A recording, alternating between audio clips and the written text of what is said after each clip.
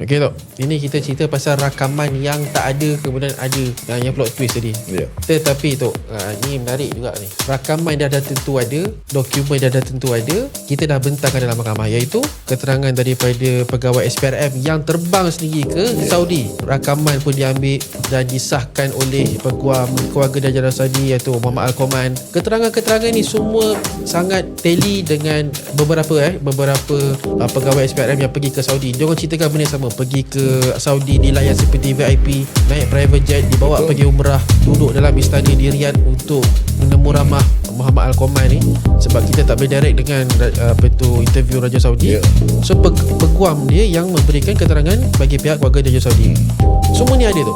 Tetapi kenapa seolah-olah benda ini tidak terpakai? Kalau kita ikatkan kredibel, saya rasa saksi SPRM lagi kredibel daripada Jasmine ni, sebab dia ni pegawai kerajaan. Takkan dia boleh senang-senang disuap ataupun disuruh buat benda-benda yang tidak betul. Macam mana komen Tok tentang ni? Selain daripada aspek yang saya ceritakan tadi, plot twist tadi tu, pihak pembelaan juga memanggil beberapa orang pegawai. Bahkan bukan saja beberapa orang pegawai, saya bagi nama Datuk Profesor Syed Omar Al-Sagaf dipanggil. Dia adalah mantan duta Malaysia ke Arab Saudi. Yang ada di situ semasa pasukan daripada SPRM datang ke Arab Saudi untuk buat siasatan. Major Jeneral Datuk Seri Jamil Khair Bahrul, bekas Menteri Agama, yang memberi keterangan bahawa dia hadir semasa perbincangan Raja Arab Saudi buat janji dan memberi sumbangan kepada Datuk Seri semua.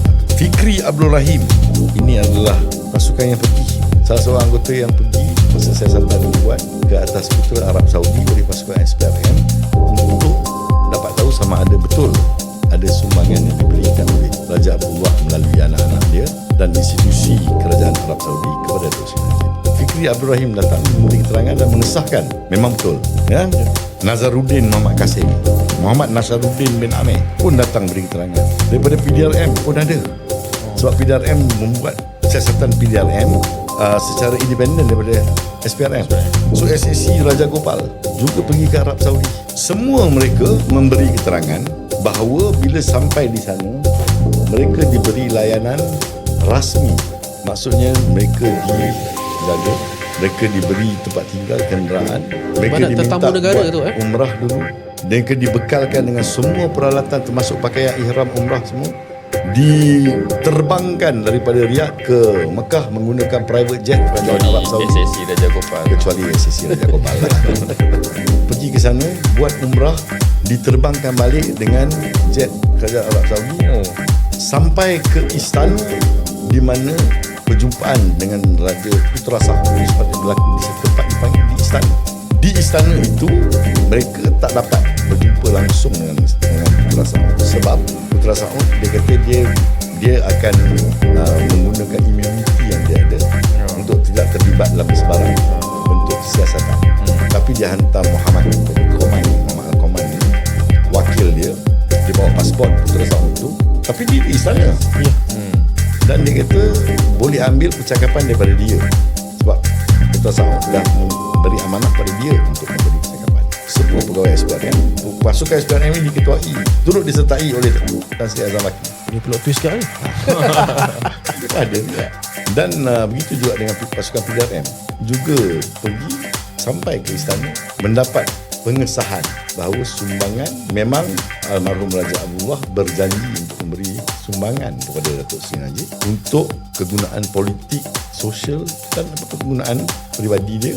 Sebab Raja Arab Saudi kagum dengan cara dia mentadbir Malaysia dan dia mempertahankan institusi demokrasi, tidak membenarkan institusi raja runtuh di Malaysia.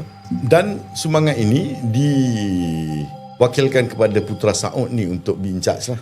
Dia yang in charge, dan anak-anak putra-putra Raja Abdullah ni, putra Faisal dan sebagainya ni adalah pembayar-pembayar kepada wang yang masuk ke dalam akaun M-Bank yang tadi Swift tu. Ya. Jadi diorang ni semua balik berpuas hati bahawa sumbangan itu betul. Jadi kita tak tahu macam mana sumbangan tu boleh jadi tak betul kemudian sehingga Datuk Seri Najib didakwa. Pastinya pasukan yang pergi ni bukan terdiri daripada mereka yang berpandangan bahawa sumbangan ini palsu dan Datuk Najib patut didakwa. Sebab diorang semua datang sebagai saksi pembelaan menceritakan pengalaman mereka membuat siasatan dan mendapat pengesahan bahawa memang sumbangan ini betul.